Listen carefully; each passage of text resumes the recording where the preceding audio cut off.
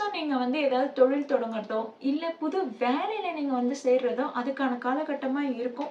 கண்டிப்பா உங்களுடைய வேலையிலயோ, தொழில்லயோ ஒரு நல்ல மாற்றம் ஏற்பட போகுது.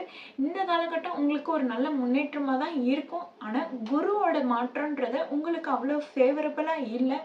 அதனால அ ஒவ்வொரு அடியும் பார்த்து பக்குவமா, பத்திரமா தான் கால எடுத்து வைக்கணும்னு தான் சொல்லணும். ஏன்னா, லாஸ்ட் இயர் உங்களுக்கு குரு பார்வை ரொம்ப நல்ல யோகத்த குடுத்தது. நெறைய பேர் புது வேலையில ஈடுபட்டிருப்பீங்க.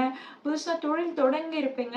நெறைய பேர் வீட்ல அப்பதான் ஒரு அங்கீகாரமே கிடைச்சிருக்கும். பட் இப்ப குடும்பஸ்தானத்துல ராகு இடம் பெற்றிருக்கிறதுனால, குடும்ப விஷயத்த நீங்க வெளிய ஷேர் பண்ணிக்காம இருக்கிறது ரொம்பவே நல்லதுங்க.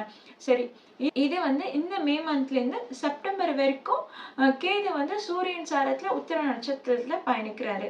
அதுக்கு அடுத்ததா சுக்கிரன் சாரத்துல கேது பூர நட்சத்திரத்துல பயணம் தொடங்க போறாரு. அதே மாதிரி ராகுவும் சரி சதய நட்சத்திரத்துல டிசம்பர் மாதத்துல இருந்து தான் பயணம் செய்ய போறாரு. ஸோ செப்டம்பர் டு டிசம்பர் கொஞ்சம் இப்படியும் அப்படியுமா தான் இருக்கும். செலவுகள் கொஞ்சம் அதிகமா ஏற்படும்.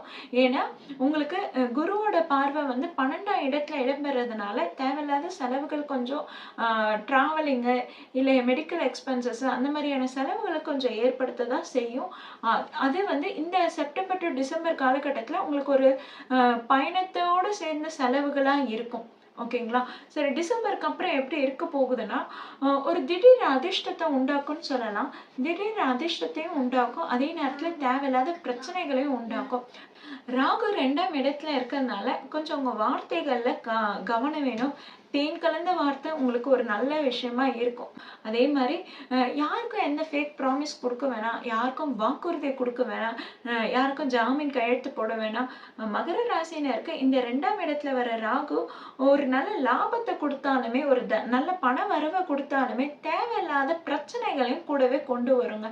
அதனால நீங்க மோஸ்ட்லி உங்களோட வேலை உண்டு, நீங்க உண்டுன்னு இருந்துட்டாலே உங்களுக்கு பல பிரச்சனைகளை தவிர்க்கலாம். மத்தபடி